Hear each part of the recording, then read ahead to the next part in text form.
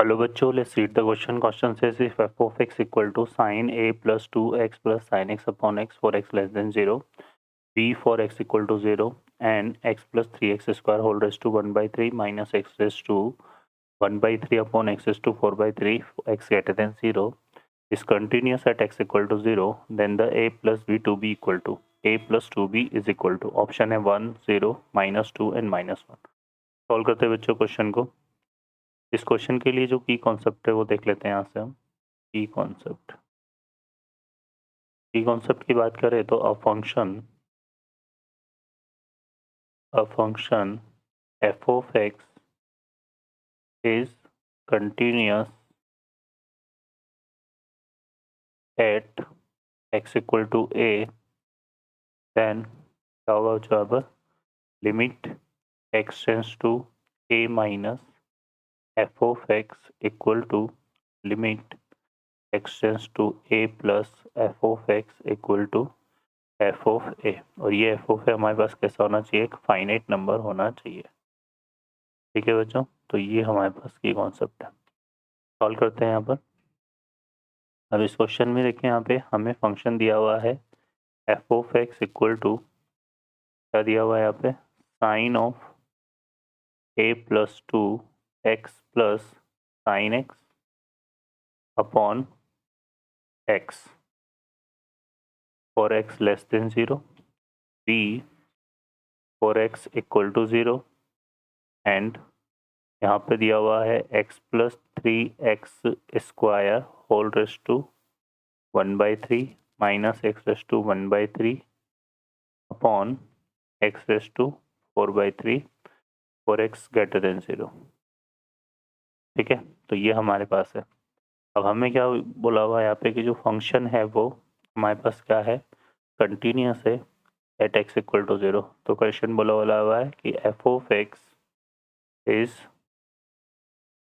Continuous at x equal to 0। तो यहाँ पे क्या हो जाएगा बच्चों, limit x tends to 0 minus f of x equal to f of 0 equal to limit x tends to 0 plus f of x, ऐसा होगा। तो यहाँ से देखो हम क्या निकालते हैं, limit x tends to 0 minus निकालते हैं। तो यहाँ से आ जाएगा limit x tends to 0 minus f of x। ये अगर निकालेंगे तो limit x tends to 0 minus, अब f 0 माइनस लेस देन 0 के लिए होता है, तो यहाँ पे आ जाएगा sine of a plus 2 x plus sine x और अपॉन में यहाँ पे कितना आ रहा है, x आ रहा है। ठीक है, यहाँ पे आ रहा है x। क्लियर है। अब इसको हम सिंप्लीफाई करें यहाँ पर, तो देखो किस तरह से करेंगे। यहाँ पे आ जाएगा limit x tends to 0 minus, x को हम यहाँ पे सेपरेट करते हैं तो साइन ऑफ क्या आएगा, a plus 2x upon x and plus यहाँ पे क्या आएगा, साइन x अपॉन x। अब देखो यहाँ पर टेंड्स टू 0 पर ये वाला जो हमारे पास एक रिजल्ट होता है, और वो रिजल्ट क्या होता है बच्चों, यहाँ पर हमारे पास रिजल्ट होता है limit x tends to 0 sine x upon x की वैल्यू क्या होती है 1। इसको यूज़ में लेंगे यहाँ पे, तो यहाँ से देखो क्या आ जाएगा, क्या आ जाएगा limit x tends to 0।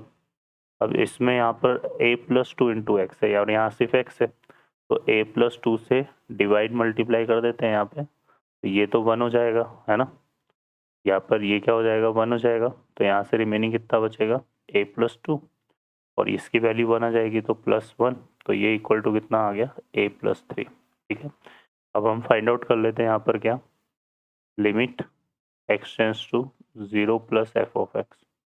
0 plus के लिए ग्रेटर देन 0, तो ये वाला फंक्शन काम में लेंगे हम, तो ये कितना आएगा बच्चों हमारे पास, क्या आ जाएगा, limit x tends to 0 x plus 3x square whole raise to 1 by 3 x plus 3x square whole raise to 1 by 3 minus x raise to 1 by 3